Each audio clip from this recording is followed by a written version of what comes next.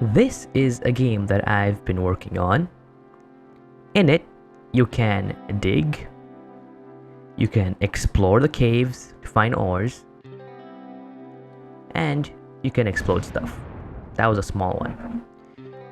Your goal is to destroy the planet. And it's so satisfying when you do it. So let's start over and see how I made this planet, as well as how I made this game. Another key thing that I want to mention is that I made sure to optimize this as much as I could. This is 20,000 parts, but in reality, a planet is actually, this planet size is around 100,000 blocks in amount of blocks in the planet, but it will only load 20,000 to save on performance. And the way it does that is it will only load blocks which are beside air blocks, meaning if a block is nearby any air block, it will then load that block. If it's not beside one in any direction, it will not load it. Thus, it will save on performance because that block you will never see it. And this makes a planet look hollow.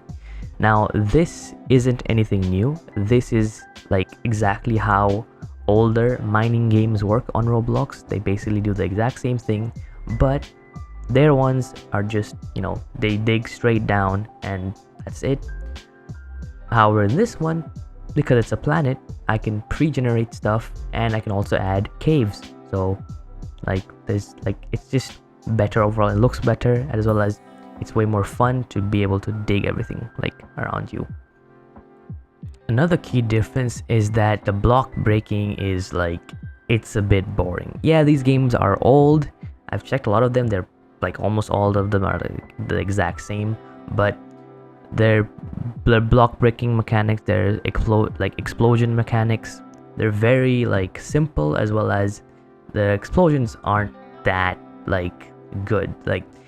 Yes, they do break stuff nearby, it's in a 2-block radius, but it doesn't really look that powerful, the explosions. So first I had to start off with basically making the system for to make sure that stuff that is only on the surface can get loaded, like this cube here. And inside this cube, it's fully hollow because it's the blocks aren't beside another air block, which makes them completely hollow. It was a bit tricky to make this, but it worked out in the end. And honestly, that alone saves so much performance on the server and allows the planets to become even bigger than if they were fully filled. The next step is to turn that cube into a sphere, and this just needed a bit of math to do it, but basically I just checked the distance between the center of the load, the generation, and the block of where it is placed, and I check the distance between the two and have a set distance, and if it's more than that distance, it won't load it, and if it's less than that, it will load it. That's how you get this sphere. To make the terrain more interesting, you then have to add caves, and I learned this from watching a lot of Minecraft terrain generation videos. It's really cool. This adds a whole nother depth to the game, and these are called noodle caves.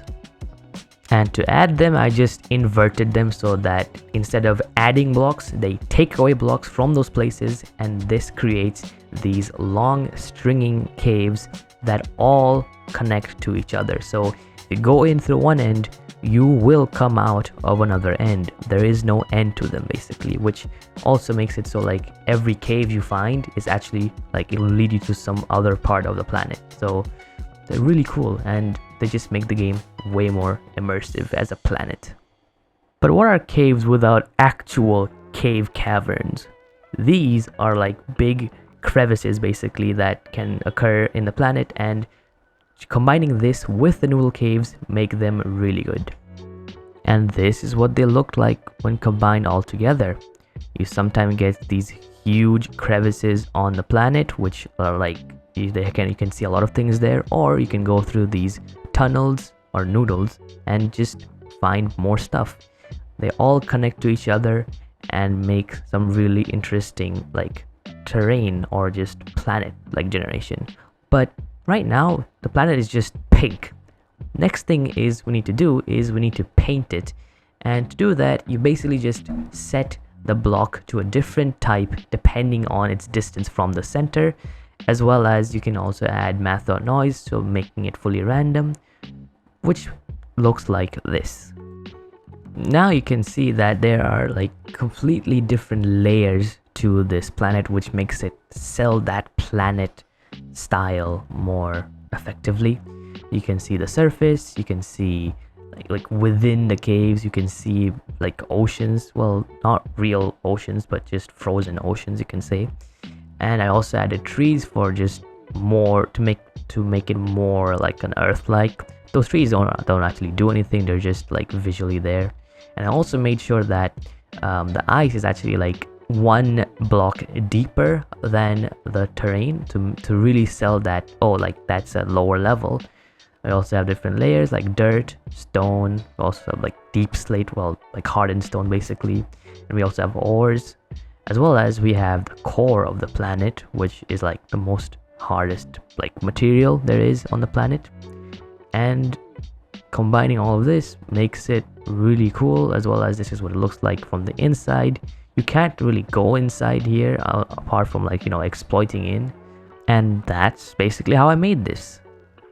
I also wanted to make sure that breaking stuff is satisfying, so the way I sold that is I added particles, as well as I changed the size, the rotation of the block every single time you try to mine it, and it changes depending on the amount of health it has. So each of these blocks have different amounts of health, and depending on its health, the more disoriented or the more smaller it gets, and it really sells that like destruction effect even though the block isn't actually moving. And same goes with the explosives, they are just amazing. I'm really happy with how they turned out, and they're really efficient as well. Like that explosion loaded in really fast, as well as they deal different amounts of damage depending on the distance from the center of the explosion to that block, so it sells that like explosion damage effect. You can see it much more clearly when I reduce the damage of the explosions. You can see stuff at the edge of the explosions, they're not as much damage, meanwhile things that are closer to the middle are much more damaged. So it really makes it look like the planet got damaged in like a crater type of way. And they also deal damage to damaged blocks, so like it just, you can have multiple people place explosions on the same place and they all will get equally like fairly paid basically.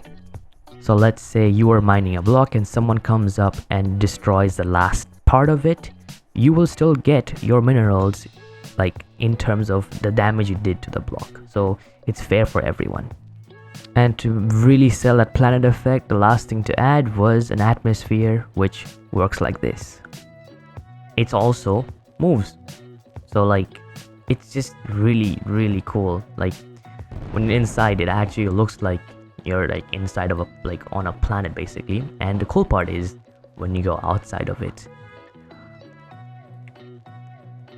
it looks like there's an actual like atmosphere even from the outside of it, and genuinely looks really cool. Yeah, it may look a bit weird because, you know, like the atmosphere is way out here, but it's more of a cartoonish look to it. And when you go in, it's actually a very like this is not even animated. This is just like only the clouds are animated, but everything else, it's just there. Like it just exists there, and it just looks really good. I'm really happy with how it turned out.